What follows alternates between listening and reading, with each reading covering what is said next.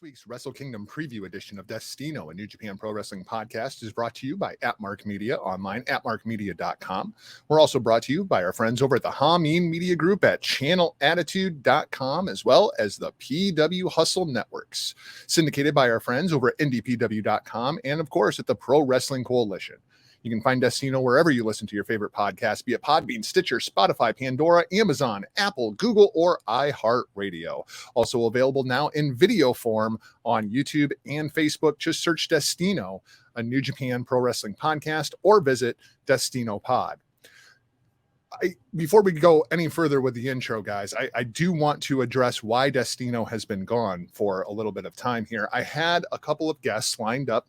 We were going to do the Power Struggle review, and then it became the Wrestle Kingdom preview, and then it was the state of New Japan Pro Wrestling, the state of Stardom, and those guests ended up falling through. So it kind of threw Destino into a little bit of chaos, but we are back for 2022, looking very, very forward to all of the events going on around the 50th anniversary of New Japan Pro Wrestling.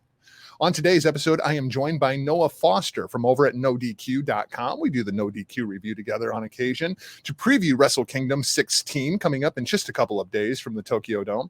We also discuss the current state of affairs for both New Japan as well as recent events inside of the world of Stardom. So much to talk about on this week's episode, but of course, first, our friends from Down Under. This is Knife Party.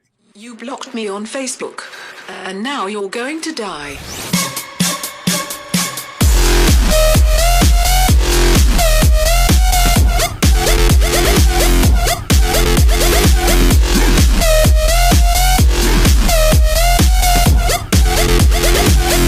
Now you're going to die.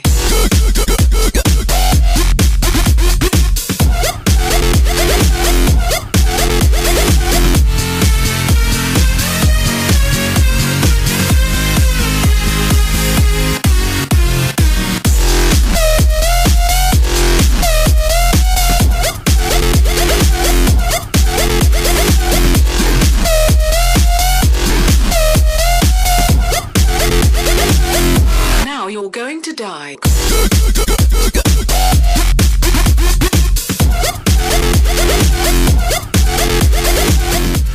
So back inside of the 203 studios, it's the Wrestle Kingdom preview of Destino. And, you know, I could have called in Billy Ray Valentine. I could have called in 8-Track Brown. Actually, they don't return my phone calls. I could have called in the vet. But no, I found myself a new friend over at the NODQ review, Mr. Noah Foster, making his first appearance inside of the 203. Noah, welcome to the show. Thank you so much. I am looking very forward to being a part of this platform, talking about Wrestle Kingdom that sets up so much when it comes to Japanese professional wrestling. As New Japan Pro Wrestling celebrates 50 years of professional wrestling excellency and execution, I couldn't be more happy to be a part of this panel for the first time ever. Shout out right here from the 419 Toledo, Ohio. Great to be with you. No, it's funny because we did an episode of the NODQ review together about a week ago, and you were like, bro, I want to do a Wrestle Kingdom preview. And I was like, well, you know, I've been meaning to do a new episode of Destino. I talked a little bit about some of the issues that the show has been having off the top of the show, but you know, it's time to get back into it. There's no time like New Year's Eve. We've got the nice, pretty backdrop that, you know, our graphic designer put together for us. Brilliant. And I was talking with you a little bit this afternoon, and everybody wants to do the Wrestle Kingdom preview episode.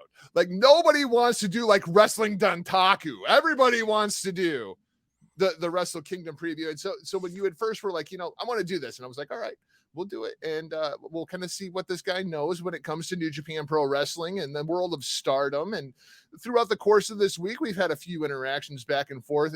He's pretty knowledgeable, ladies and gentlemen. I like it. He even watches Stardom. I like it. So before we jump into Wrestle Kingdom proper, we're just going to run through the first two shows because, you know, screw Noah. I don't mean Noah Foster. I mean I get that all the time. For those that don't know, my name is Noah Foster. Night 3 was supposed to be Pro Wrestling Noah versus New Japan Pro Wrestling. That's kind of what they're giving us, but there's a lot of people like myself very, very unhappy with the way they put this card together. No, where are you with Night 3 of Wrestle Kingdom specifically? Do you watch much pro wrestling, Noah? Like, I feel like they had the chance to do something really, really cool, and instead they're just giving us a bunch of 6-man, 8-man, 10-man tags, and it's disappointing. I will say to a degree, I have kept up with Pro Wrestling Noah, mostly through a friend I know on Twitter. Shout out to Elizabeth. But moreover, I watch New Japan Pro Wrestling and Stardom. But I'm aware of names like Go Suzuki. Kaiji Muto was a big pop for me seeing him return. And of course, one I've always followed for the longest time, Marufuji. When I saw this card, I was because the press conference, it led me to believe so much. 3 incredible singles encounters, including one I've always wanted to see with Rainmaker, Kazuchika Okada, and Kaiji Muto. Nope. Instead, we get some sort of tag team match. So when I saw this card, it was a big letdown of expectations for me. I mean, they could have did Kenta versus Minoru Suzuki. Both men have incredible history with Professional Wrestling Noah, and honestly, that's where my Pro Wrestling Noah fandom first started, because those are 2 of my all-time favorites. Shout out to the King of Pangrace. And they could have did like a one-on-one versus them, but no, they couldn't do that. I mean, Minoru Suzuki faced Sugar Barra. I know I'm going to screw up some names. Back at Wrestle Kingdom one year, and that match, even though Suzuki won, he freaking had an ice bag on his arm. Nobody's pushed Suzuki that hard in a long time. I would have loved to see that one-on-one revisited. There was so much potential in ways that could have gone here. Instead, it's tag team warfare. I get it. I understand a precipice of New Japan Pro Wrestling when it comes to setting up stuff maybe for the future is tag team wrestling. But on the biggest stage of them all, when you're doing brand warfare, literal brand warfare, this is where you should have pulled all the stops. Yep. I was not very happy to see this match card. Completely agreed. Hell, I even would have been happy with Tanahashi versus Muto. That happened 12 years ago was the last time those 2 guys had a singles match. And it's like, it's about time if it's going to happen again. Yeah, let's revisit it. Why not? Both men still going. Absolutely. And they're both so good. Like what they have lost in speed and agility and flexibility, they've gained in in-ring knowledge and how to captivate an audience. They're both just so good still. Yeah, it's unbelievable when you think about how far your body can go versus how strong your spirit can take you. And Tanahashi, Kaiji Muto, 2 names in professional wrestling history that symbolize that so deeply. And I would have loved to see a one-on-one with them revisited too. They could have did that. Between both of those guys, there's not one good knee.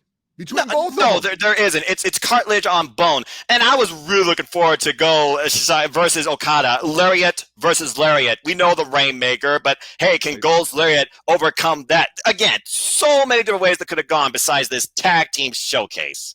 So let's talk a little bit of New Japan kind of as an overview. 2021's been kind of a weird year for New Japan Pro Wrestling. I think we all kind of concede that. And when they booked 3 days worth of Wrestle Kingdom shows, I think that they thought that the world that we are in January is going to be very different than the one that we're actually going to exist in. What is kind of your state of New Japan Pro Wrestling at this point, Noah? Because I mean, I'm still very, very invested in the project, but of course we've lost a lot of the Western audience to All Elite Wrestling. We've seen plenty of talent go to the WWE like AJ Styles and Shinsuke Nakamura. New Japan kind of in a weird rebuild phase, and they can't do it without gaijin talent. It's like all homegrown, like Tetsuya Naito finally got what he wanted. We're not focused on world expansion at this point. It's all Japanese pro wrestling. Yeah, at this point, New Japan Pro Wrestling's been in the rebuild stage ever since the end of Wrestle Kingdom 13. That was the end of those names you mentioned, like the Young Bucks, like Kenny Omega, and then the list goes on from there with the rise of All Elite Wrestling. What I can say about All Elite Wrestling, they at least respect New Japan Pro Wrestling, what they stand for and what they offer. That's the only reason you had the guys like Jon Moxley and Lance Archer and Yuji Nagata, Satoshi Kojima, and Minoru Suzuki show up on turf outside New Japan Pro Wrestling. But that being said, New Japan Pro Wrestling has been really trying to redefine themselves from the ground up with all their homegrown talent. I mean, when you look at the rise of the 6-man Never Openweight Championships, this new concept of KLPW trying to expand beyond tradition, and then trying to rewrite history into a new form with a title that merges 2 of the all-time greatest belts ever in professional wrestling. It's been a weird couple of years to say the least, but as far as 2021 goes, the first half of it did seem a little odd, but especially with the first Wrestle Kingdom where fans were not necessarily audible, but they were still, somewhat, you heard them, but it was not the same type of energy, reaction, or I felt like full investment they wanted to bring that I'm used to hearing so much. And of course, this was also another 2-day Wrestle Kingdom. I'm so used to Wrestle Kingdom just being one night. Then you move on from there with the New Japan Cup, and you see the rise of an empire and Will Ospreay going from the guy that wants to kill himself for wrestling to the guy that thinks he can't be killed in pro wrestling. You have the Western expansion with New Japan, I think is another aspect that they're trying to use as grown talent, because we've seen the crossovers there, especially with Bullet Club. And New Japan Strong has some great stuff this year. I personally would love to see Tom Lawler involved on the actual New Japan side this coming year. Then you look at, we talk about New Japan Cup, Sakura Genesis, where Kota Ibushi's vision was too much for him to bear. And you could just literally talk a choreography history of New Japan Pro Wrestling, since I watch it wholeheartedly. G1 Climax, there were so many different ways I wanted it to go, and then I understand how phenomenal this final could have been, but then that happened, and I was like, oh, jeez. We had Dantaku. We had Summer Struggle. They went back outside once again. We went back to Tokyo Dome outside the fourth. We brought Stardom to the mainstream, to the audience, not dark. I loved that, by the way. 2 nights in a row at the MetLife Dome. So overall, New Japan Pro Wrestling, they've definitely been in a new state, I feel, of restructuring. But overall, it's still given us the best you could possibly hope for in professional wrestling. With 2 nights of Wrestle Kingdom, not a whole lot of time to talk about what's going on inside of the world of Stardom, but we did just have the match of the year. No surprise. Utami and Fury just absolutely destroy, man. Like, those two women, they say, styles make fights, and you have the right chemistry with the right person on the other side of the dance, you can make something special. They have had a trilogy of matches I will put up against any trilogy over the course of 2021. Stardom has really elevated themselves to be a player. New Japan obviously led all of Japan in attendance. Dragon Gate #2 this year. And right behind Dragon Gate, the World of Stardom. They outdrew Noah, outdrew All Japan. I mean, like, they are becoming a real player, and I firmly believe Stardom is my promotion of the year for 2021. I definitely can see where you're going there. Again, Stardom going into their 11th year as their sensei just put out a tweet and is looking forward towards the year to come, and thanks all the fans. And we did see Queedom. We saw the emotional investment of a great one now that's going to step away from the ring. Never end. Thank you, Konami. We saw future champions. We got new World of Stardom champion, Wonder of Stardom champion, and Future of Stardom champion. And I look at the progression of certain talent there that I've followed for a long time, like Starlight Kid, the first, might I add, Wonder of Stardom champion. Now look at her as the high-speed champion in this Dark Force in Oedo Tai that's been through so many changes. It's Best unbelievable. Character of the year. I think the I agree. Of SLK this year has been incredible.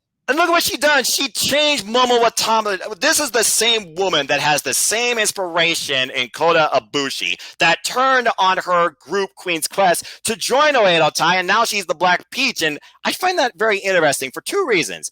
Momo Watanabe is one of my favorites in Stardom ever, bar none. She, to me, is one of the top tier stars. Personally, one of my favorite future or Wonder of Stardom champion. The secondary belt, the white belt. I might confuse them, folks. I'm just talking. My apologies.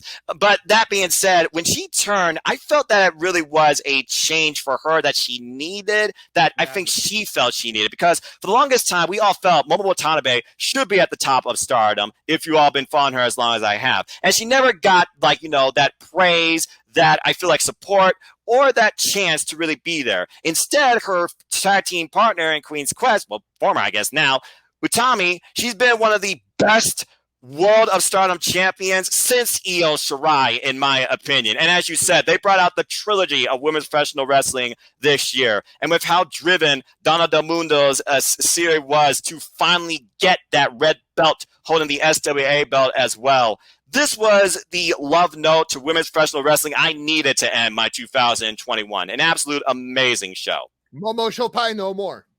Momo Shopai no more. I like it. I always felt like Momo was the de facto leader of Queen's Quest. Same. But now it's Asume, I imagine.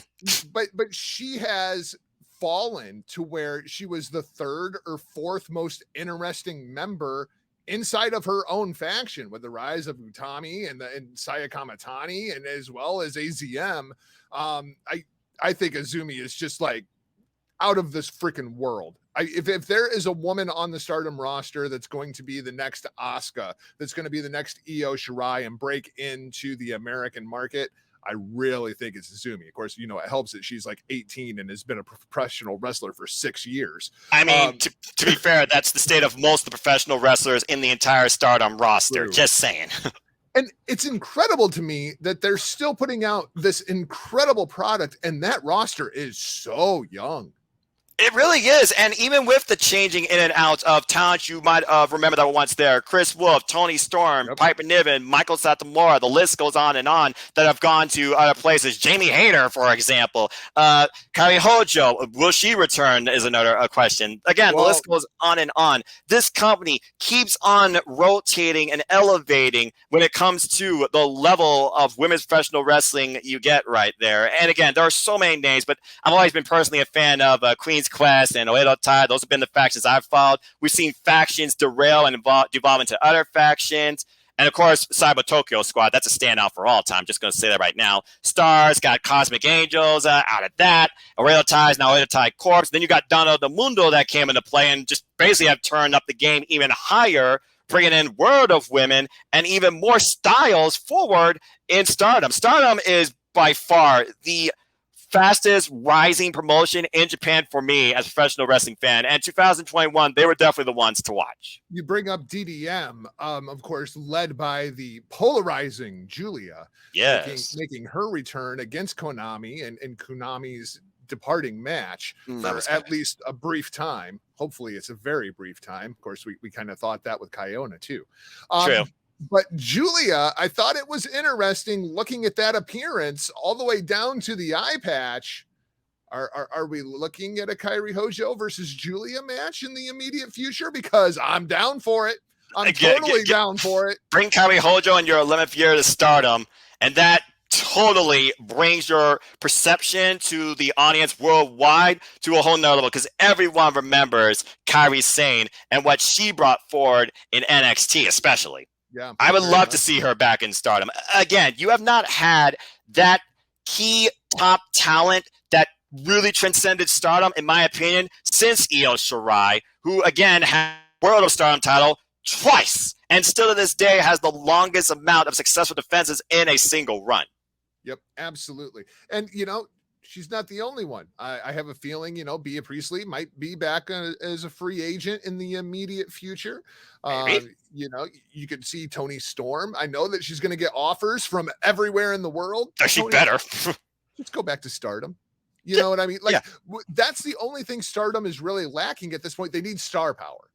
Correct. The promotion is incredible. They just need a little bit of star power. God, I hope they can get it. They need that name that everybody recognizes in order to expand their audience. That is the biggest thing. Because, again, if the audience, the worldwide, knew what Stardom brings forward, they would be the professional wrestling promotion to watch. Not just for women's professional wrestling, but overall. Yeah, absolutely. Let's go ahead. We'll jump into night 1 of Wrestle Kingdom. Of course, we will talk a little bit more of night 2 of Stardom and the complete ball drop that they had there. Why didn't they just move Utami and Shiri to freaking Wrestle Kingdom? Like, why are we doing this stupid damn tag match? Why didn't you just move that to Wrestle Kingdom? Like, that was the match. If you would have put that match on Wrestle Kingdom, think of the eyes that would be on Stardom. God, it just makes me so mad. But bar none, here's the thing. They've already done 2 tag matches now on NJPWWorld.com that everyone can see. Previously in a dome-based match. It wasn't even the Tokyo Dome. It was the MetLife Dome. And both of those matches included one particular person we will talk about in that tag match. But I'm wondering, okay, you're trying to continue this whole Bushiroad partnership. You're trying to bring Stardom and women's Joshi Pro Professional Wrestling to the forefront now of the Western audience and Japanese audience. You're trying to make it more equal, and I respect that. But how many more tag matches do you need to bring forward now on NJPWWorld.com before we get that big singles? Because honestly, after Utami and Siri did the freaking 60-minute draw, that right there should have been enough of a precipice that this match should have been revisited at Wrestle Kingdom. But maybe they felt like, again, people don't watch NJPW as much as Stardom, maybe vice versa. It's not like NJPW is like, advertising Stardom during like the little mid breaks, and Stardom's not advertising NJPW during their mid breaks too. So again, maybe that's things to come. I just hope it's not for too much longer. And with big shows like Dontaku, Dominion, I miss King of Pro Wrestling. We'll talk about that later. Yeah. And who knows what our special tours New Japan does, because we're going to get our big event schedule, as we always do. I really hope to see more of Stardom on NJPW's platform in 2022. I mean, I'm looking at night 2 and what is booked for night 2. If they would have put that match on night 2 of Wrestle Kingdom, might have been the best match on the show. Just saying. Again, they would be rivaling Okada, Shingo, and Ospreay, but again, Utami alone, I feel can do it. So good. And Utami, get your knee better, because after that match, I imagine Utami's got to take a break. She's earned it. She's earned it. Like 9 defenses, I think, what she went for. She lost in her 9. Yeah, she darn sure earned it. She earned it. Let's start off night 1. Let's talk about, the gimmick of gimmicks. It's the New Japan Rambo. Oh, boy. Here we go. As the Rumble. The final 4 will be competing night 2 for the KOPW trophy to see who's going to start 2022 as the king of professional wrestling. I typically refer to the Super J Cast when it comes to the KOPW, because they have a standard, and the standard is, did the match make me laugh? And if so, then it was a success. And if no, then it was a failure. And I've now applied that standard to all Yano matches. Last year, the Rambo, it made me laugh. Yano finishes in the final 4 before he even gets into the ring, being the last man on his way to the ring. That was perfect. And that's how Yano weasels his way into the final 4. We can't do the same thing again this year, Noah. What do we do to make this interesting? Well, I mean, he did use handcuffs when they went to the MetLife Dome. And I'm just wondering what other crazy shenanigans can Yano come up with. Yano's that wrestler that at first you're like, how is this guy as successful as he is? And then you realize, okay, this might be the funniest guy you could possibly see. He has to not come out as last, first off, because you got to see him actually try and save his spot, one of 4 spots in the ring. That's the very first thing I would do. Besides that, we've done everything I can think of with KOPW, from darkness to drinking to body slam contests, including sandbagging, literally, and even amateur wrestling. I gotta imagine the only way you can go about this Rambo is have Yano be involved in it, maybe from the very start, and see if he survives. Yeah, I almost feel like we're going to do the Road Dogg Jesse James Royal Rumble spot where he comes out and he crawls underneath the bottom rope and just grabs on with his arms and his legs, because you can't throw him over the top rope if you can't get a hold of him, right? Like, right. And you can't pin him or submit him. He's in the ropes too. He's like, okay, no. But literally, everybody who comes to the ring just kicks the shit out of Yano. Like, nobody picks him up and throws him out, but everybody just kicks the shit out of the guy. That's Yano, the most dangerous wrestler on the NJPW roster. That's the guy you need to eliminate. Period. Or Yano, roll a motherfucker up. I'm just saying. Stack him. Stack him. He's not the biggest guy, but stack him. Make sure he's eliminated. I mean, I know we got guys like Virtue that are turning into Destino. He's not a New Japan fan, doesn't watch a whole lot, but I've talked him in to watching Wrestle Kingdom. Yano's finishing move, a low blow from behind, and a schoolboy. That's right. Yano will roll a motherfucker up. What happened? My monitor went out. Great stuff. Kevin Kelly sells it. Kelly's awesome. Great stuff. So we will get KOPW 2022 Night 2, your first official match on Wrestle Kingdom. And Noah, they are starting off with a banger. The series between these guys, 19, 11, and 22. So yeah, they've wrestled each other a couple of times. They came up as young lions together. They go and they do their excursion together, become a tag team, return to New Japan. They're the most successful junior heavyweight tag team in a very long time. And now it's RIP Pungi 3K. Sho and Yo are done. They are no more. And we're going to have the grudge match to kick off night 1 of Wrestle Kingdom. This will be insane with 2 junior heavyweights that are just absolutely top notch. I was surprised to see that Yo leads the series here, 19 to 11. Noah, Show is going to get the win here, right? Like the money is in Show going into 2022. I feel like for the junior heavyweight division, the money's been in Show for several years, ever since he really mixed it up with Shingo Takagi. And now he's finally trying to stand out as a singles under this new identity under House of Torture. So I feel like here, if you're going to elevate your next leader of the junior heavyweight division, because Show, in my opinion, is just that close to peaking from junior heavyweight to the heavyweight side. I feel Show has to get the win here despite the history. Plus, he's going to be looking for that win back from the Best of Super Juniors League because, again, it was Yo that beat Show that denied him into the finals, and it was Show trying to deny Yo from winning the finals. And even though Yo ultimately lost the end, he still pulled through an incredible 30-minute plus match. But I feel like here we're going to get a wrench involved, and Show is going to pull out a win one way or another. The thing about these two junior heavyweights, too, they set the mood for the night. So it's a big spot for them. So I know that they can deliver based on their history, but as far as who needs to win this, in my opinion, Show needs it more. If they're going to push forward Show or this House of Torture identity, Show needs the win.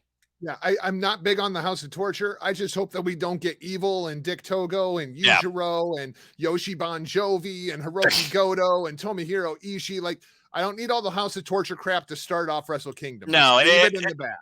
It was overbearing when they did in the Best Super Juniors final. They need to do a true one-on-one, settle the score, but Show is the guy I feel that New Japan is going to put more of the money into, so he needs to win in order to push him more forward. I have Show as well. Yep, absolutely. Let's go to your second match, and now we're getting into the six-man tags. And yes. Noah, the thing that's frustrating for me is I would rather just have one really good show than two shows that have random preview six-man tags on it. Where are you with the two nights of Wrestle Kingdom thing? Because I'm pretty done with it at this point, especially when it falls on like a Tuesday and Wednesday. It worked when it was like Friday and Saturday, but not so much Tuesday, Wednesday.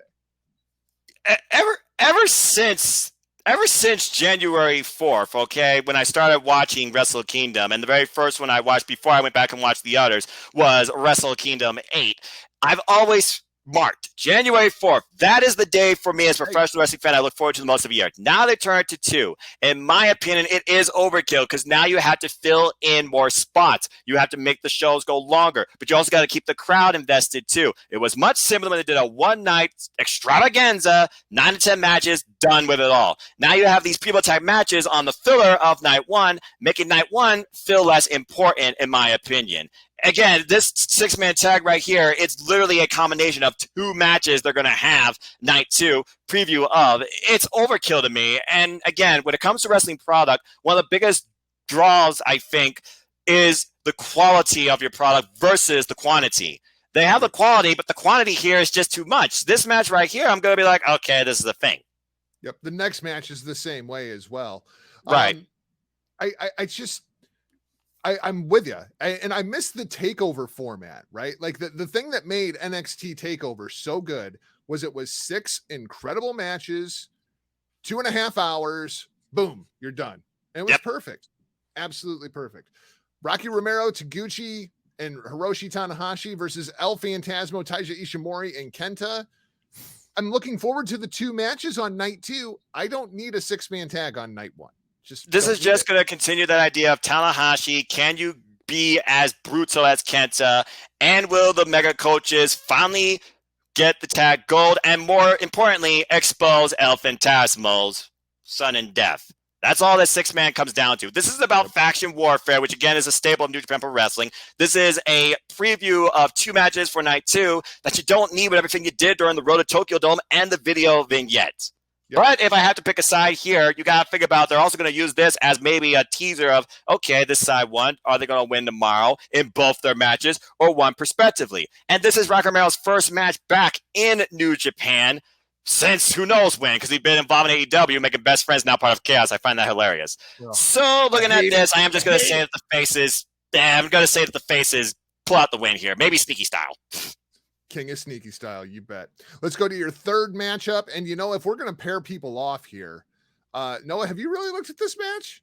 I mean, because we've got Katsuya Naito and Jeff Cobb, right? Because they're going to face off night 2. We've got Sonata and the Great Okan. They're going to face off on night 2. So I can only imagine that there is going to be a hell of a barn burner feud coming between Will Ospreay of the United Empire versus Bushi. I mean, like, that's the only logical conclusion. We're going to have a full-on Bushi versus Will Ospreay. That ain't going to happen. I mean, to be fair, it was Bushi that did get a out-of-nowhere pinfall victory during a tag special over a different person, and it did lead to a feud. It just led to anger and frustration. Of course, I'm talking about Zack Sabre Jr. But this being said, again, it's one of those things where you're hyping up matches, but in this match, you know who is a fall guy. Yeah, right. Bushi is going to be the fall guy here, while Naito's going to still be tranquilo, and Sonata and Great Okada are going to give us some incredible psychological warfare towards a match that's really going to be very interesting to watch. The United Empire is getting this one, bar none.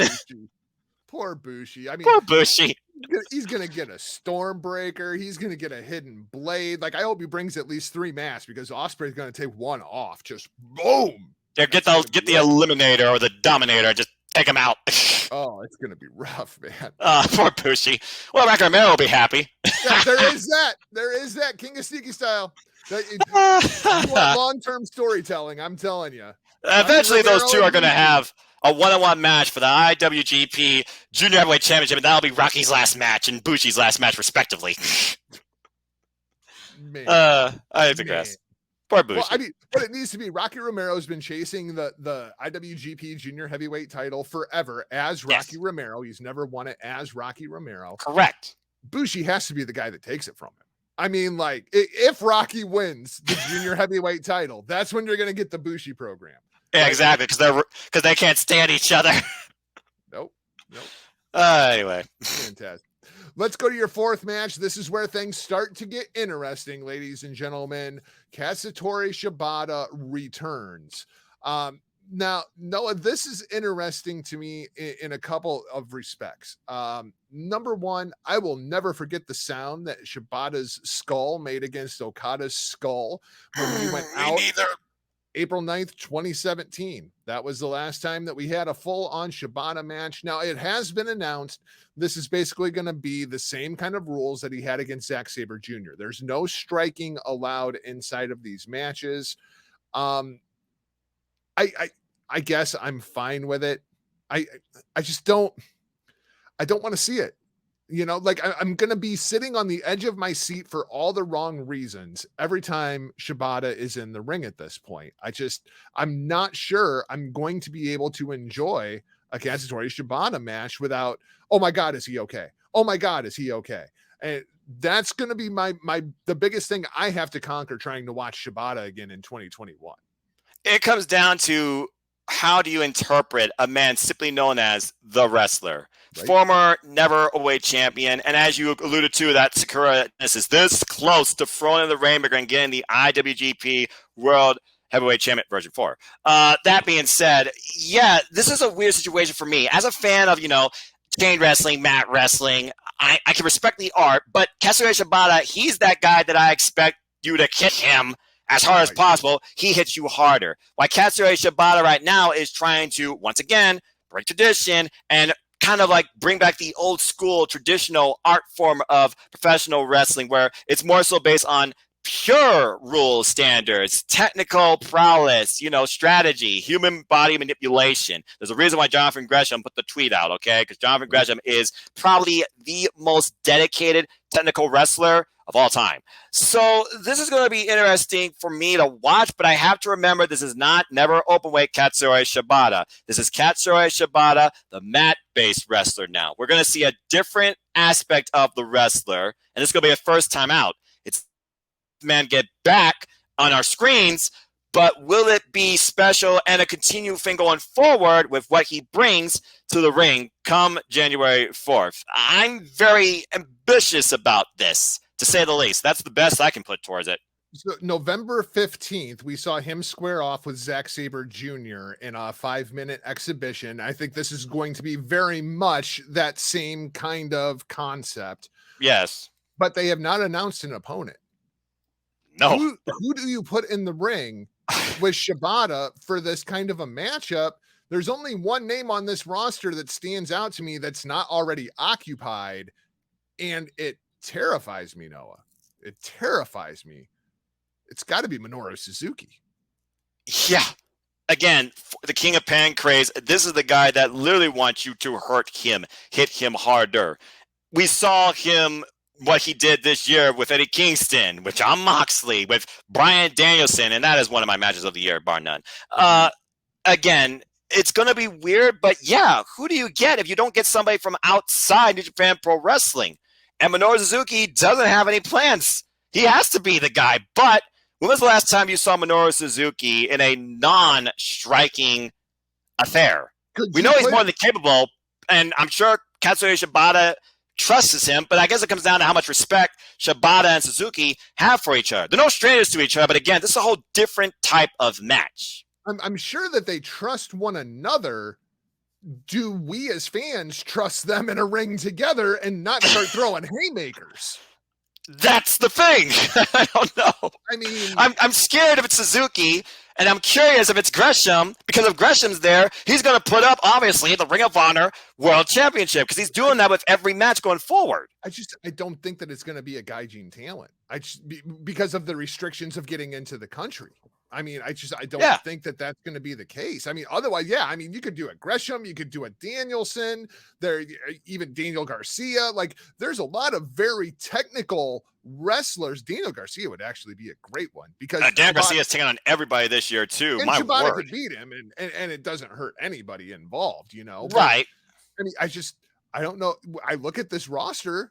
I don't know who I would trust to be put into that position, and other than Suzuki, and that's terrifying.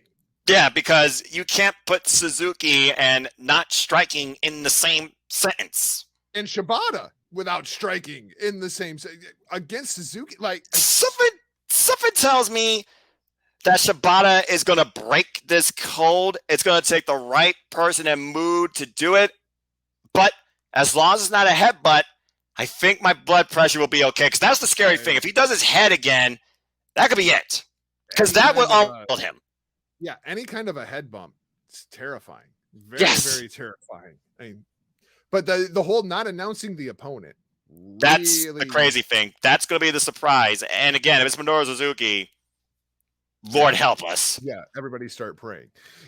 Your fifth match on the card, never open weight championship on the line, the de facto number 2 title in New Japan Pro Wrestling. Now that my beautiful Intercontinental Championship has been retired. 34th champion, his first defense, Tomohiro Ishii takes on Evil and all of his tomfuckery that comes along with it. Ishii leads this series 4 matches to 1. Ishii has had Evil's number, but I'm not sure that we've seen these two in a singles match since Dick Togo has been part of the equation. This is why during the Show and Yo match, we have to keep all the nonsense in the back. Let those two guys just go out there and have their match, because you know all that nonsense is going to come into play here. I expect you're going to get Yujiro. I mean, you're going to get both Goto and Yoshi Bon Jovi. It's going to be a preview for night 2 in the 6-man championship. I just expect all kinds of nonsense during this match. I just hope that Ishii can overcome it and still give us the quality Ishii match that Ishii always gives us. Well, the thing we don't have to worry about here is what Ishii's going to bring, because he's always going to bring his best match, because you have to kill him if you're going to beat him. That is why Ishii, for example, is always my G1 MVP. That being said, this match right here, destined to destroy. That is the origins of it comes to Tomohiro Ishii and Evil. And I recently watched one of my favorite matches from their saga, as you referred to, back at the New Beginning, 2020. But that being said, Evil finally got a win over Ishii, using, like you said, everybody in the House of Torture possible without PETA. That being said, I really hope that this is Ishii putting away Evil, because Evil, this form of Evil, let me be more specific. This form of Evil does not deserve to be the never openweight champion. When I think about this rugged title about bringing your best, bring your strikes, bring your best fight all on your own. Every other champion besides this form of evil basically personified that before the title lost that identity for a little while after Tanahashi and Jay White basically held on to it. So Ishii has to be my pick to win here. But again, like you said, he's got the House of Torture behind him now, and his Padre and Dick Togo, who always ruins everything. Copy and paste, turnbuckle off, in the barricade. Abe-san, I hope your table's bolted down. Why have you not bolted down that table yet? Jeez. And overall, I want Ishii to knock Evil out and Virgo drop Brainbuster him, and don't let this go longer than it needs to be. But then again, Evil and Sonata, for example, went quite the distance, but thankfully we had the right outcome. If they go that distance again, as long as Ishii wins, I'll be happy, because Ishii, in my opinion, if you are never going to make him, again, RIP, the Intercontinental Champion, and he's not going anywhere near the top title, he deserves to be, and he darn sure can be, a long-term, never openweight champion. I always loved the never title when it was the bad motherfucker division. When you had guys, that like going out there and just beating the snot out of one another. Shingo, Suzuki, Shibata, Ishii, Goto, Kenta, Minoru Suzuki, Togi Makabe. I'm trying to figure out the last match. I mean, just let them go out there and just throw down. Exactly. Yeah, okay, give me your best fight. Give me your best shot. That's all Ishii wants. You want to be this champion? Prove to me that you deserve it on your own, through your own strong spirit, because that's what this title is about. This is the strong spirit title. And again, Jeff Cobb, Shingo Takagi, the list goes on and on. The BMF title, as Rocky Romero wants to happily name it, I fully am behind that. Ishii can take that into 2022. And there's already been a tease on Twitter of a match I would love to see. Imagine him taking this neverweight title outside Japan, bringing it over here, and on New Japan Strong, you get him versus the likes of Keith Lee. I'm down for that. I'm absolutely down for that. I'd also like to, for some reason, I'd like to see Filthy Tom versus Ishii. Yes. I feel like that matchup, like styles make fights, I think that would be absolutely fantastic. Especially with the MMA background of Tom Lawler trying to break the Stone Pit Bull down, bringing him to the mat. Otherwise, you're going to get knocked out. Josh Alexander, Josh Barnett. There's so many different ways I could see the neverweight title being taken as long as Ishii is champion. Yeah, the only positive is if Evil wins this match, you have something to look forward to on night 2, because Ishii is going to be pissed off, and they are also in that 6-man against each other on night 2. And one of my favorite Ishii moments was when he comes out and he's with the mega coaches, right? And so you got Taguchi and you got Rocky, and they're trying to do all their signs and tell Ishii what to do, and Ishii just marches to the ring and starts pulverizing people, doesn't pay any attention to Rocky Romero, no attention to Taguchi and the signs. He's just out to beat the snot out of Evil. I would look forward to that on night 2. I would. Again, as long as Ishii wins, and if it means Ishii versus Evil shortly after and Ishii regains the title, then I'll take that program too. But in my personal opinion, singles-wise, and Ishii deserves a big singles win at Wrestle Kingdom, I'm going with Ishii for the win here. The last time he came in as a singles champion was the British heavyweight champion, and he lost that to Zack Sabre Jr. back at Wrestle Kingdom 13. I think Ishii deserves this. Yes, absolutely. Your 6th match on the card, IWGP Heavyweight Tag Team Championships on the line. Yes. Your 91st Tag Team Champions, the Dangerous Techers, making their second defense, the team of Taichi and Zack Sabre Jr. versus the World Tag League winners of 2021. I can't believe I'm saying this. Your World Tag League winners, Yoshi Bon Jovi and Roman Reigns. I mean, Hiroki Goto. Chaos goes 9-2 during World Tag League this year, and yet the Techers lead the series with these two teams head-to-head, 2 matches to 1. What do you make of the team of Hiroki Goto and Yoshi Bon Jovi? They've tried so hard over 2021 to rebuild Yoshihashi, and Yoshihashi, to his credit, has really stepped up. He keeps getting back up. We're seeing all the potential that everybody talked about Yoshihashi having, 9 years ago, where it was like, wow, this kid, he might be something. Oh yeah. And his tag team partner, Okada, that guy looks pretty good too. Yeah. Yoshihashi was in that conversation, and he's still Yoshihashi. Has Yoshihashi finally figured it out? I think he's found his place and his comfort zone and maybe has peaked his potential when he finally received and earned his first piece of championship gold in New Japan Pro Wrestling. Again, 12 years, Dream never died. And to Yoshihashi and Hiroki Goto's credit, with the help of Ishii, they might have been really the best six-man never overweight tag team champions in this company's history. Agreed. I feel like Yoshihashi has found a comfort zone in tag team wrestling. That being said, he and Goto, they have progressed together as a tag team, but I wouldn't say that those two alone are yet to be pointed as maybe these two can lead the division as tag team champions. This is now their second chance going after the tag team gold this year after that wild triple threat at MetLife Dome with Tetsuya Naito and Sonata. By the way, Naito, Sonata versus Dangerous Tekkers. What a freaking match that was. Right. And again, as far as tag team of the year, for me in New Japan, it's definitely been Dangerous Tekkers. I'm always Suzuki-gun Pro. That's my faction to follow, as you know. And overall, we've seen the growth of Taiji, and we've seen how incredible Zack Sabre Jr. has progressed as well, not just as a tag team specialist, but, again, I thought he was going to take his block in the G1. But as far as this match goes, standard tag team match. This, of course, a revisit from the World Tag League where, I might add, believe it or not, Goto and Yoshihashi did actually beat the champs, and that's really the whole reason why we got this match here in the first place, because it was Tekkers that said, okay, you beat us, now you darn sure best win this thing. And they did. They fulfilled their promise. So here we are. But as far as the tag titles go, do I look at history? Do I look at favoritism? Do I look at identity? Personally, for me, I believe the Dangerous Tekkers are going to retain because it's the Tokyo Dome, for Pete's sake.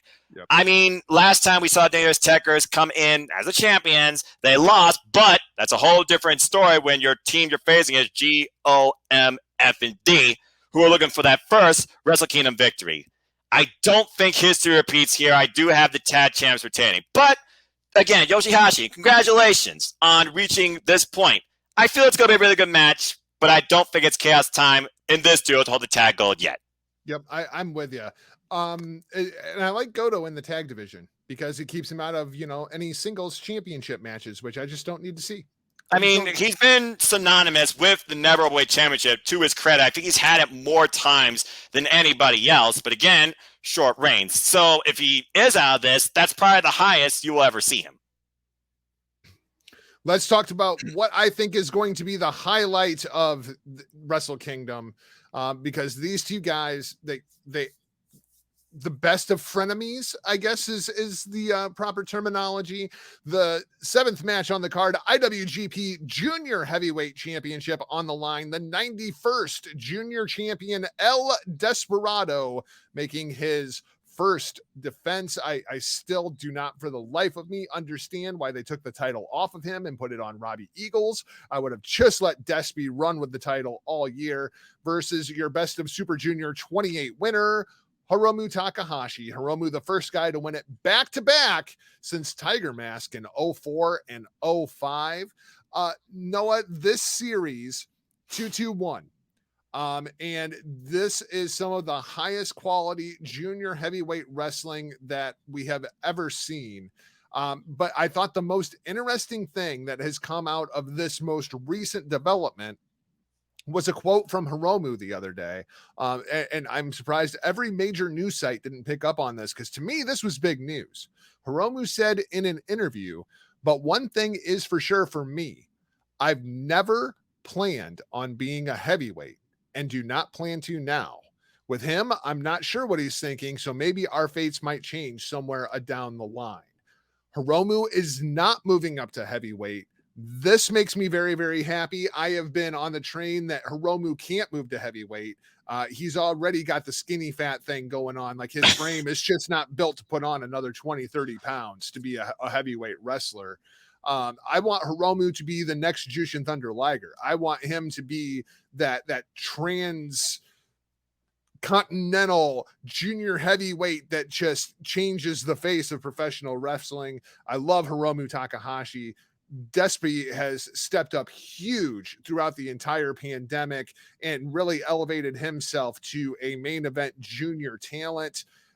Going back to Best of Super Juniors last year and their final match, which was my match of the year for last year. Absolutely incredible storytelling over an 11-year feud going back to the dojo. these two guys, absolutely incredible. I expect this will be the best match of Wrestle Kingdom night 1 and night 2. I can't freaking wait for this match. It is what Hiromu's desire is, to one day have the junior heavyweights main event. Why can't they surpass what you have come to know in the likes of Shingo, Okada, Ospreay, Kota Ibushi, Naito? Hiromu Takahashi is the guy that I truly believe will make sure that happens. And the fact that that did come out, like you said, during that press conference, which I did watch too in the English subtitles. Yes, I definitely agree with Hiromu 100%. And honestly, we kind of got an idea how he can handle against a heavyweight. Remember that open weight New Japan Cup when he took on Tomohiro Ishii? He got dropped. He put up a hell of a fight, but no, Hiromu and heavyweight, I can't put in the same sentence. But he is personification of junior heavyweight division. He is the leader, the standard bearer right now for that entire division, bar none. And the fact that he was part of Jushin Thunder Liger's retirement match, and again, he uttered those words, what you started, I will carry forward, I will elevate and evolve. And that was back at Wrestle Kingdom 14. 2 years later, they are semi-main eventing night 1. This is the match that used to be like in the middle of the card at one point when you had likes of Yasushi Kikuchi and Kenny Omega. You had a crazy four-way with Hiromu, Ospreay, the Skrull. You had standard bearers like Kushida and Taiji Ishimori. It was Hiromu, though, that pushed this division now to the point that it wants to be presented, and it deserves to be presented in this spot, if not higher. I could not be more excited for this match. And then, as you said, with Desperado, even Desperado pointed out, I was not part of Liger's retirement match. I understand basically where I might be, and maybe I deserve to be there. But, maybe I will break that stigma that others might think of me and what I think of myself. El Desperado right now is his own worst enemy, and he's out to prove a point. Like you said, he didn't expect to lose the title, and we also did not expect Robbie Eagles at one point to win the title either. At one point, El Desperado held both titles in that division, the tag team and the junior heavyweight. Now he once again stands as junior heavyweight champion against, like you put perfectly, there is that person in pro wrestling that everybody finds that just brings out the absolute best and worst in you. Example last year when he ripped the mask off of Desperado to show his real form. And Desperado's like, oh, you want the real me? Here you go. And they went to the longest match in Best of Super Juniors history, too. There's so many other things I could say about this match, but what it comes down to is Hiromu Takahashi, since his return, each Wrestle Kingdom, he has won the IWGP Junior Heavyweight Championship. In order for El Desperado to maybe surpass what Hiromu has started, El Desperado has to retain here, but can he? That is the ultimate question. And right now, Hiromu, like you said, he is that next transcending multi-continental talent that could take this division, this art form of wrestling, and what Liger started with the Super J Cup and so many other things to the next level. And I feel he has to do that as champion. I have Hiromu once again becoming the junior heavyweight champion. So do I. And I want to see Hiromu in that main event spot. And we have to elevate the junior division in order to get it to that spot. The problem is Despy. Yes. And it's no disrespect to El Desperado, but you need two main event talents to have a main event match. And Despy is just not portrayed inside of that kind of light, and just throughout the booking over the course of his career. I feel like in order for Hiromu to get to that main event spot, we need like a Ray Phoenix to come over. We need a Bryan Danielson, or the one that I can't wait. And it's going to happen. It has to happen, is when, New Japan's long forgotten son, the man who shall not be named, the artist formerly known as Kushida, when he returns to New Japan Pro Wrestling, Kushida versus Hiromu Takahashi is a main event match. That is the match right there that is worthy of closing. I mean, think about it. The last time you didn't have your World Heavyweight Championship match be your closer was when you had a double main event because of the names that were involved. And that was Shinsuke Nakamura and the ace, Hiroshi Tanahashi, over the Intercontinental Championship. Since then, every Wrestle Kingdom, and even once before that, it's always been about the top title. But what Hiromu has presented since his return, he definitely has proven, I feel, to enough public fans' eyes, I don't know what's going on when it comes to the New Japan booking and official side and Shigebayashi, that they do deserve, especially if we're going to keep doing this 2-night extravaganza craziness. Give them night 1 or night 2 if you want to keep night 1 still about the IWGP heavyweight thing. Give them the main event spot because I feel that they deserve it. But as you said, and Desperado even talked about it, the biggest match he had this year was a nothing title match. He faced Kota Ibushi back at the anniversary show and lost.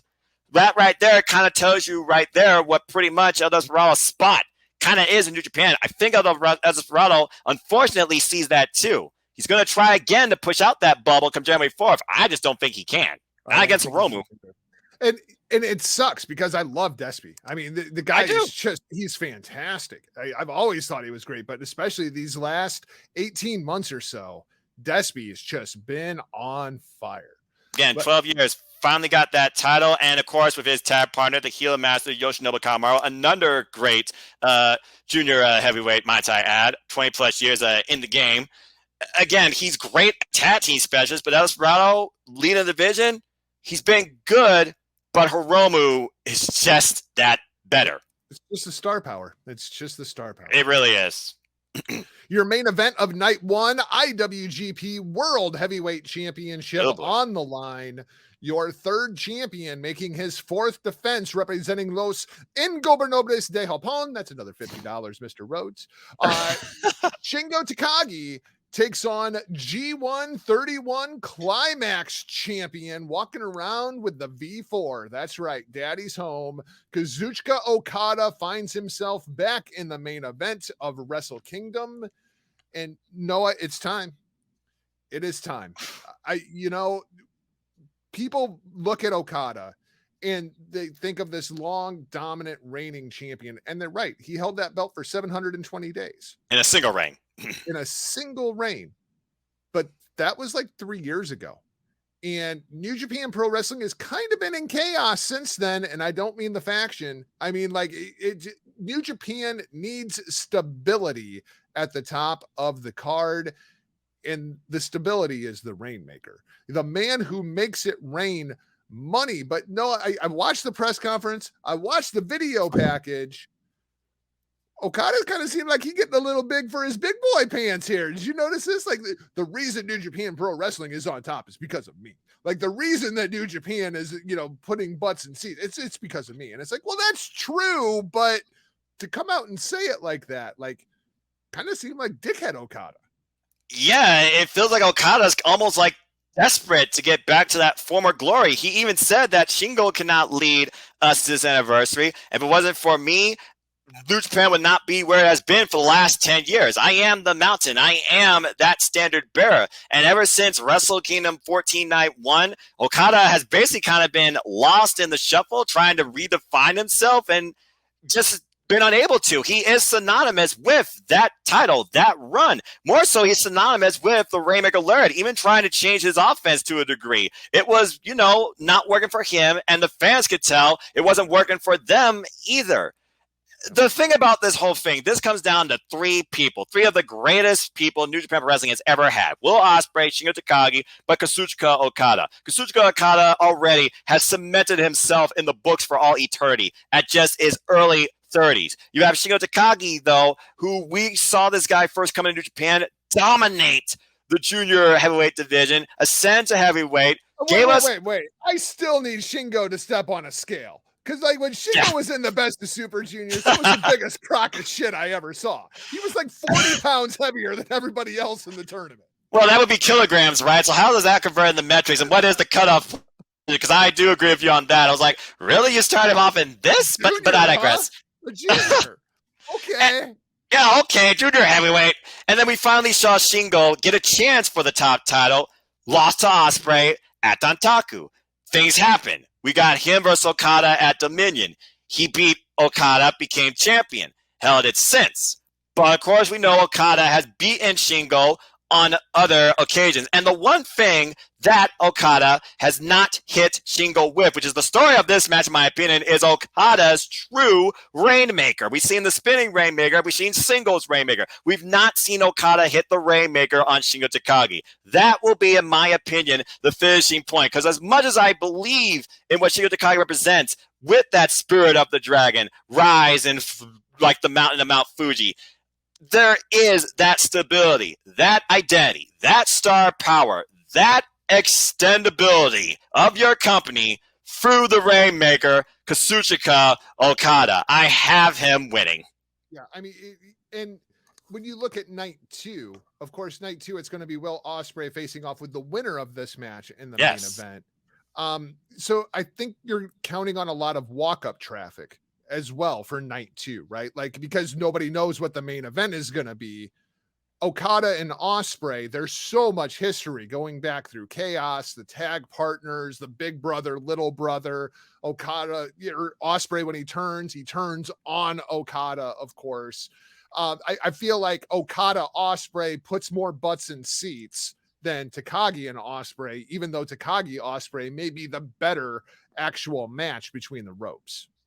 Yeah, and that's the thing. Again, you look at the identity, you look at that more recognizable face when it comes to New Japan Pro Wrestling in this last decade, whether he's being a dickhead about it or not, he's not wrong. It's Kazuchika Okada. Yeah, I mean, he's absolutely right. I mean, and I'm going to be sitting down with Virtue at a certain point to do a debate as far as who is more over, Roman Reigns or Kazuchika Okada. And I mean, it seems like, for people in the United States, Roman Reigns, clearly. Oh, really? Was Roman Reigns asked to carry the Olympic torch for his country? Did Roman Reigns sit down, with the president to discuss, how to reopen venues? And I mean, like, Okada's a pretty big freaking deal. All right. Okada might as well be running Japan at some point, it seems. He owns that country, not just as a professional wrestler, but as a mainstream identity. Roman Reigns doesn't own this country necessarily as that. He owns the WWE as that, but the WWE doesn't run this country. Darn sure not anymore, with the rise of professional wrestling and all these other promotions working together and collaborating. And again, as far as Okada goes, he calls himself not G1 Climax winner, he calls himself G1 champion, which is another way he's trying to redefine, again, the identity of himself in New Japan Pro Wrestling. And while Shingo sees this as a phony belt, Okada sees this as symbolism, because at the end of the day, he wants this back around him to represent what he and Kota Ibushi started 2 years ago, because there's unfinished business with Okada and Kota Ibushi. And that's another thing to think about too. Regardless, if we're wrong, regardless of Wrestle Kingdom, Okada versus Ibushi is going to be revisited under the highest stakes possible. Because right now, besides Naito versus Okada, Ibushi versus Okada is probably the biggest money match New Japan Pro Wrestling can book when you look at who they have on their roster. Yep, absolutely. And plus, if we can get rid of the IWGP Divas Championship, I'm totally down for that. Let's just bring back the version 4. The greatest belt of all time. And when Okada just brought that, even as a symbol, that just warmed my heart so darn much. I understand the humility and what Kota Ibushi wanted to try and do. In my opinion, what happened last year after Wrestle Kingdom, and even Naito said this, it was unnecessary. Yep. And it hurt Ibushi. In the eyes of the fans, it genuinely hurt Ibushi. It also hurt Ibushi genuinely himself, because again, he couldn't get through one defense of that. The pressure was too much to bear. Ospreay clocked him. Let's go to night 2. Your first matchup on night 2, IWGP Junior Heavyweight Tag Team Champions. Imagine that. The Junior Tag Team Championship leading off Wrestle Kingdom. Like, that never happens, except, every year. Yeah, I'm not saying. And usually it is under triple threat rules. How ironic. Your 68th champions, the Flying Tigers, the team of Robbie Eagles and Tiger Mask. I'm so happy to see Tiger Mask. Number 1, back in the ring after the diverticulitis thing. And number 2, back inside of a prominent spot, because I've missed Tiger Mask inside of that kind of role. Against the mega coaches with a seemingly maybe heel Ryusuke Taguchi. I mean, okay. And Rocky Romero versus Bullet Club's cutest tag team, the team of El Phantasmo and Taiji Ishimori. The only thing you can count on at Wrestle Kingdom is that the Junior tag team championships are going to change hands. Like they are going to change Pretty hands. much. I mean, it's gonna happen. So you have your choice of the Mega Coaches or the Bullet Club cutest tag team. I think I got to go with El Phantasmo and Ishimori in this one. Jeez. It's one of those things where, yeah, it's pretty synonymous that these titles are going to change hands. You look at the history of the IWGP Junior Heavyweight Tag Team Championships, whether a standard tag team match or multiple tier tag team match like a triple threat, they've changed hands. The question is, how? The biggest thing coming out of this match is everybody wants to expose El Phantasmo's sudden death. Will this be the night that actually happens? That's a whole different question. As far as the Mega Coaches, they have been looking for that glory, particularly Rocky Romero, just to hold IWGP Junior Heavyweight Gold of some sort. And then Taguchi, the coach, again, King of Bun style, funky weapon, and now kind of being the fool according to his entrance, he might be adopting a bit of a more sneaky persona. Whether that's Rocky influence, you tell me. But looking at this, we've seen El Phantasmo and Tajimori have these titles before, and we saw how they lost it at MetLife Dome when literally that boot broke El Desperado's hands, and Suzuki-gun once again became IWGP Junior Tag Team Champions. Why I feel that is inevitable, do you revisit it with the same team, or do you make history here and give it to the Mega Coaches? This match is kind of odd here because we know it's going to change, but honestly, I'm not sure which way it's going to go. But I think just because they're probably going to, I don't know how much longer they can drag this boot thing out. Surprised how long it has been. I'm actually going to go with ridiculously long time. It's the longest mystery in pro wrestling since I don't know when. Where's Vacant? That's the other mystery.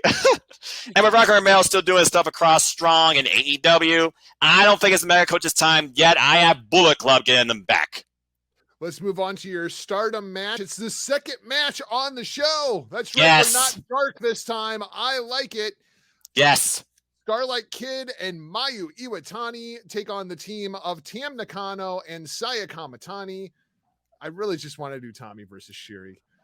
Let alone the matchup that they have booked here. Starlight Kid and Mayu Iwatani might be the feud of the year in all of professional wrestling. On the other side, you have Tam Nakano, who just lost the Wonder of Stardom Championship to Saya Kamatani last week. I mean, I'm happy. This is the first time in 20 years that we are going to have a women's match inside of a New Japan ring on the main card inside of the Tokyo Dome. I'm ecstatic about that. But they literally drew straws to see who was going to be in this match. I mean, I want better. And like, this should be fantastic, but I expect better. Yeah, again, it's like you and I talked about. So far, since they've actually shown Stardom on New Japan World for everybody to see, not just in a dark fashion, it has been under tag team scenarios. And frankly, each match we've seen on New Japan has been particularly with Saya Kamatani. She has been always part of these matches. So that tells me right there two things. One, she's going to be a major, no pun intended, star in Stardom. Maybe World of Stardom champion, just saying. And two, New Japan really believes in her as well, and she must gravitate to New Japan's audience.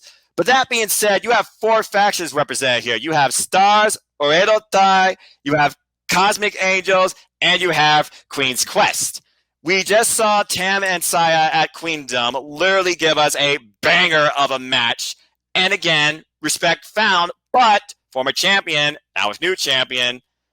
And then you have, like you said, the field of the year. Starlight Kid, the brightest star ever, and might I add, the first ever future of Stardom champion, turned to the dark side when she became forced part of a tie, and then basically, what was it? I'm going to screw up the name. Back.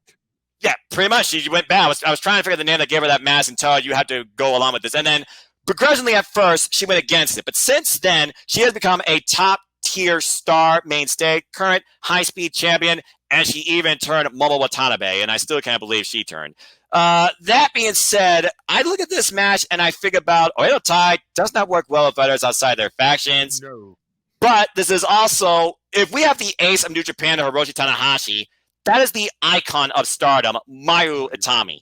I feel like because she might be the more recognizable name in all of Japan, that Starlight Kid and Mayu are going to get the win.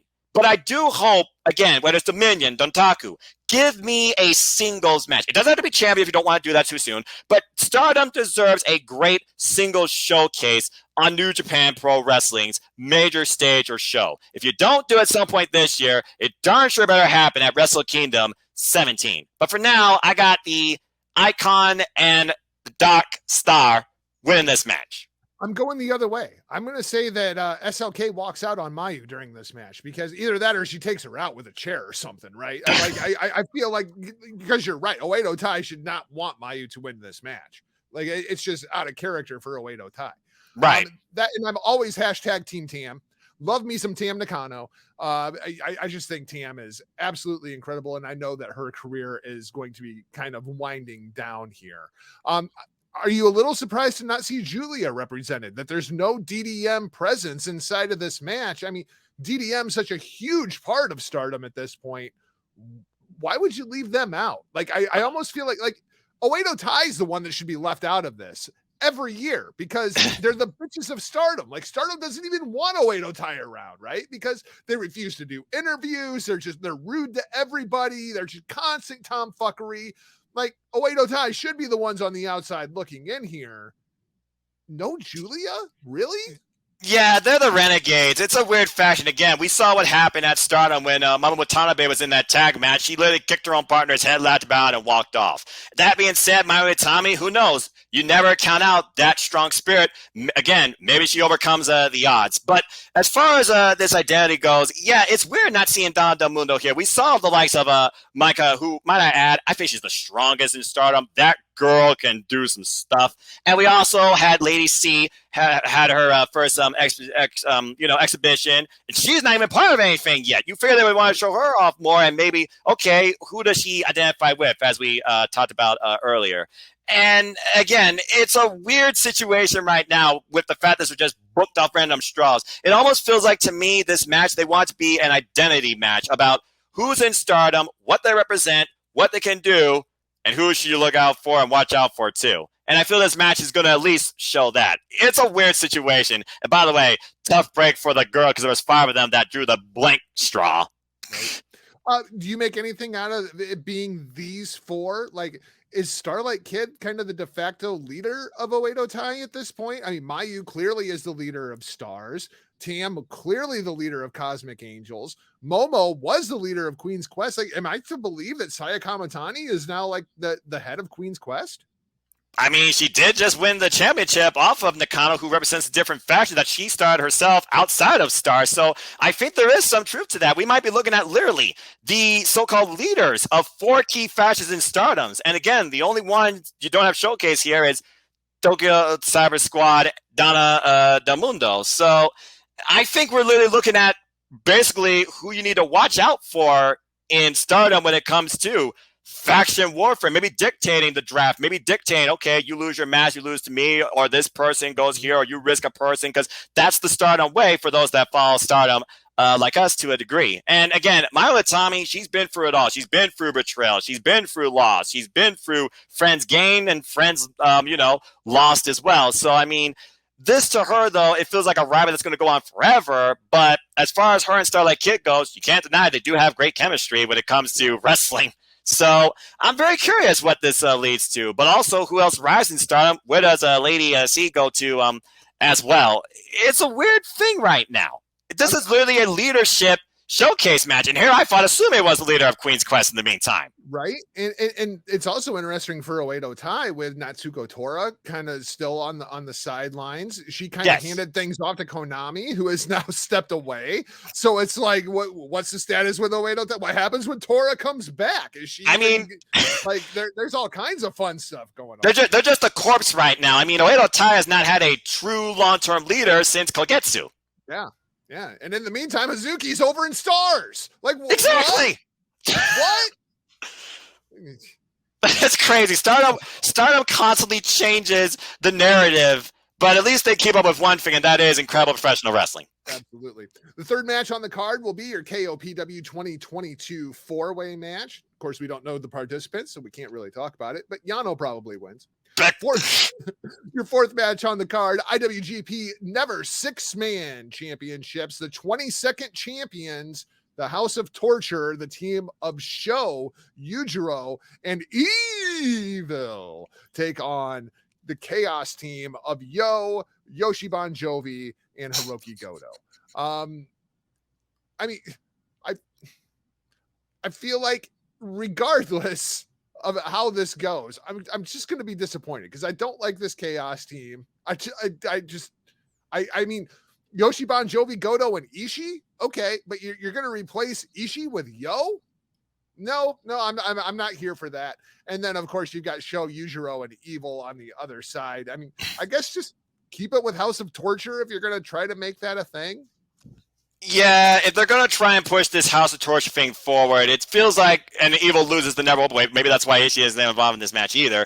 It feels like that Bullet Club is going to keep these sets of titles. Last time Bullet Club had these titles, they had them for less than a day. So maybe this is like, a bit of a, redemption story for Bullet Club actually being 6-man overweight champs for a longer period of time, maybe 2 days. But that being said, as soon as I saw that Yo was part of this Chaos trio, that's when I knew, because like I said, the immortal 6-man overweight champions will always be, for me, Goto, Yoshihashi, shout out to Bon Jovi, dead or alive, and Tomoichi, because those three brought it every time, whether it was facing internally with Chaos, or LIJ, or Bullet Club, or even Suzuki-gun at one point.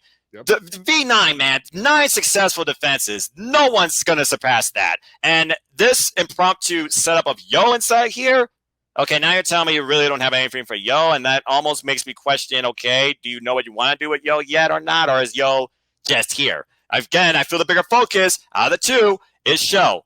So, yeah, I got Bullet Club retaining these here, unfortunately. Your fifth matchup is the Battle of the Greats, as Billy Ray Valentine would tell you. It's the Great Sonata taking on the Great Okan. Noah, this match is just kind of here for me. I'm not into Great Okan. I understand why they're doing the gimmick. I understand, that it's very cultural. But he doesn't do a whole lot for me as a talent. And, I think everything I just said about Great Okan is kind of where I'm at with Sonata. Like I jumped off of the Sonata train a long time ago to Billy Ray Valentine's great disgruntlement. But I don't see like this is going to be Sonata forever. Yeah, it's one of those things where people, I think, fans want Sonata to maybe get to that next level, think he can. But the closest he got was G1 Climax, and he lost. And then he had a rematch with that very same guy with the title on the line, and he lost. The last major win he really got was over his former tag partner Evil at Wrestle Kingdom last year. It feels like Wrestle Kingdom right now for these soft single spots is going to be Sonata's turf. Because Great Okan, last year Wrestle Kingdom debut, he took on the Hiroshi Tanahashi. Pretty good match too, but lost that as well. Great Okan is a great worker. I feel he has potential, but I'm not sure right now where he resides in the New Japan environment besides a member of the United Empire. Sonata, on the other hand, you get the singles win. You get the shout out from Milano Collection AT. He does the Muda Mutsat. Great shout out to, of course, his leaders. I feel Sonata is going to take this. It's just right now Sonata is there, and I feel he's still figuring out himself. But at the end of the day, Sonata is going to win, wrestle, and be his own man his way. One of the tag teams that I really like looking into 2022 is the United Empire team of Great Okan and Jeff Cobb. Like I like those two guys together. We get to see Jeff Cobb in your next matchup taking on, ironically enough, Sonata's tag team partner, Tetsuya Naito. Now I'm going to make this a little bit sweeter for you, Noah, because what I would do, Okada wins night one, wins the IWGP World Heavyweight Championship, throws the Divas belt in the trash, Medusa style. And so we're back to the version 4. So for the sixth match of night 2, you know what I want? I want Tetsuya Naito to come walking out, dragging the Intercontinental title and say, yes, you know what? This matchup is for this worthless belt.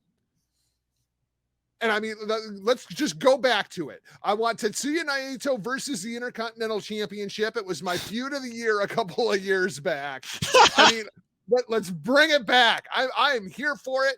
And if we're going to bring it back, that means Jeff Cobb has to beat Tetsuya Naito and take the Intercontinental Championship at Wrestle Kingdom, because it's the only way to properly restart the lineage.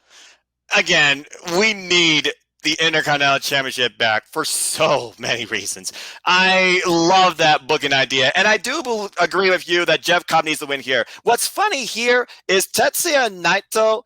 He was involved in the G1, and he and Jeff Cobb, they never met up. And we've seen now Tetsuya Naito being all tranquilo, pushing Jeff Cobb to the point that I kind of respect what you're about, man.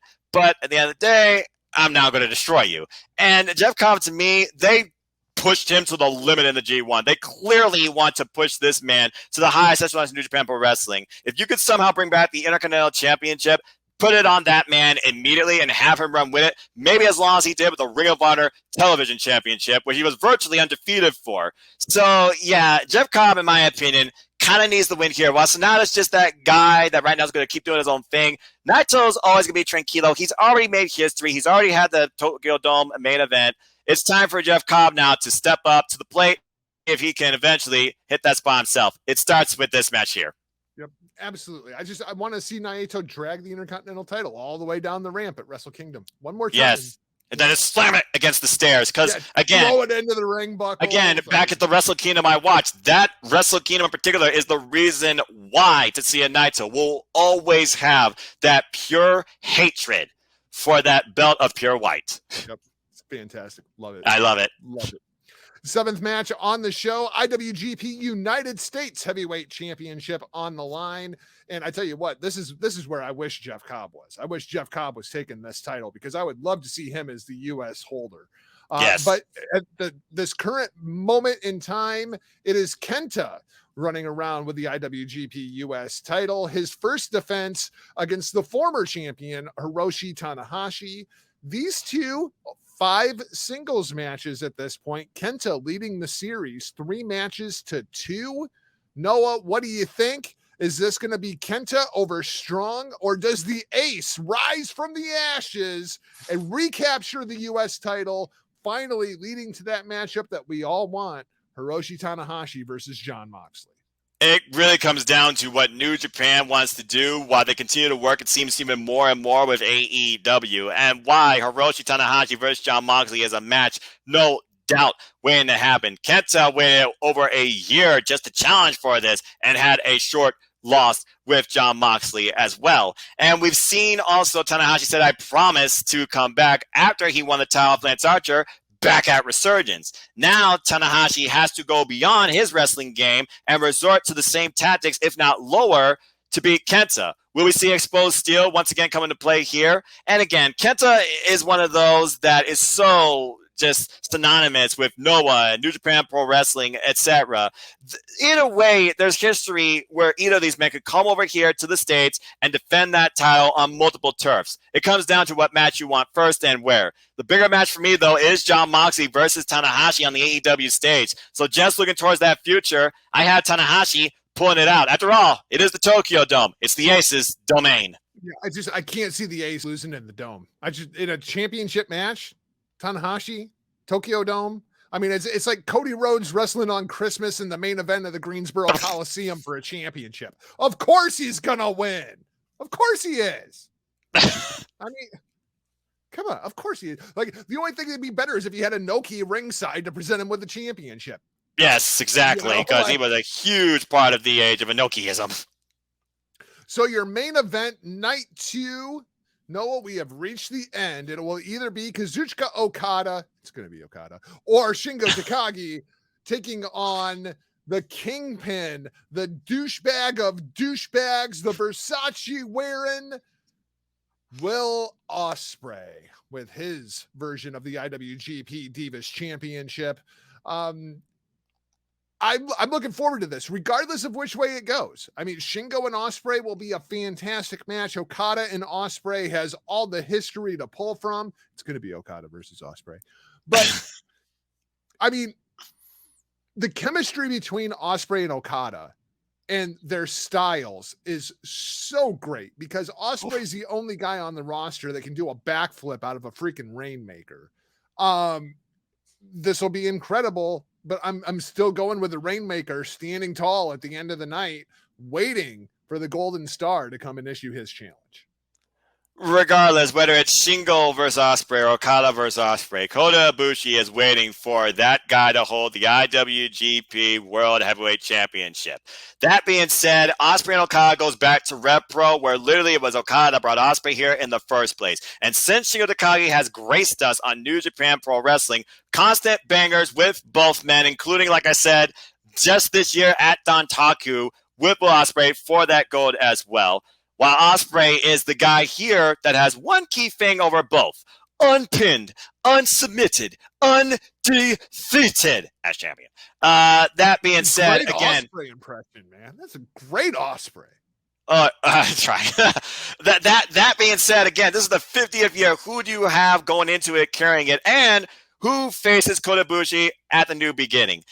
Out of all of the combinations here, of all three of those matches, again, it goes back to what I think is the biggest one that still has that unfinished business. It has to be Okada. Again, he beat Will Ospreay last year at, I think people remember that match more than freaking Jay White and Kota Ibushi.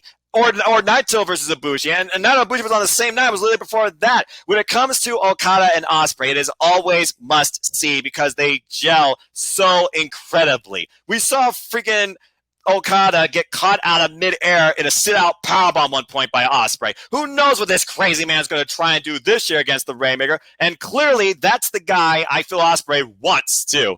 I got the Rainmaker taking all of Wrestle Kingdom and restoring balance and order to New Japan Pro Wrestling too. Whether or not he's allowed to bring back the V4, that's a prayer, but we'll have to wait and see. But I have the Rainmaker once again back where he belongs. The man who makes it rain money once again stands atop of the New Japan Mountain for both myself and Mr. Noah Foster. Noah, that brings us to the end of the show. Man, this was a really, really fast hour and 20 minutes, man. This was a great conversation. I'm so happy we got to sit down and do this. Tell people what you got going on. Plug the social media, the NODQ review. Tell everybody everything. It'd be my absolute pleasure, and I'd love doing this. Anytime I got a Big Japan show, review, or New Japan stuff, and I'm available, trust me, bro, I'm all in, too.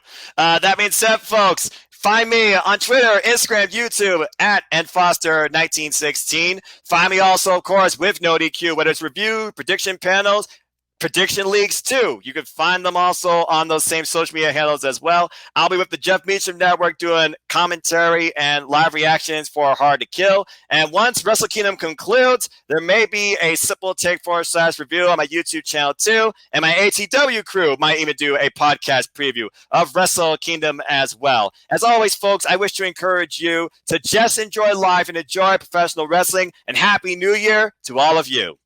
You know, there is one thing about you, Noah, that kind of bugs me, and I just have this feeling that Big Ray Hernandez might be your dad.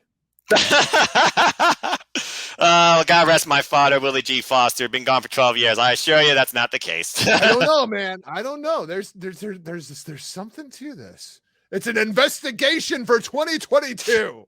Good luck.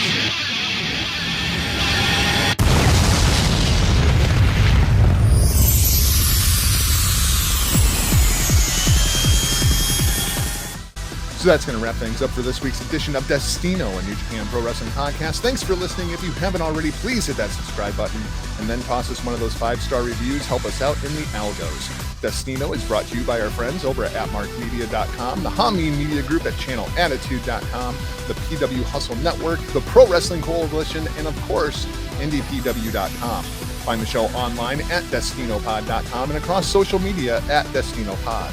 Keep up with me at my new website, michaeljargo.com. Very special thanks to Noah Foster for joining me on the Wrestle Kingdom Preview Edition. I will be back in your earhole soon to review Wrestle Kingdom, hopefully with Billy Ray Valentine, 8-Track Brown, and making his return to Destino, Mighty Joe Morin.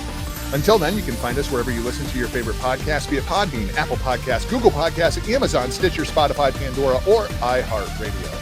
Enjoy Wrestle Kingdom, ladies and gentlemen. It's the best time of the year. I will be back in your earhole soon with an all-new episode of Destino, a New Japan Pro Wrestling podcast. Matane.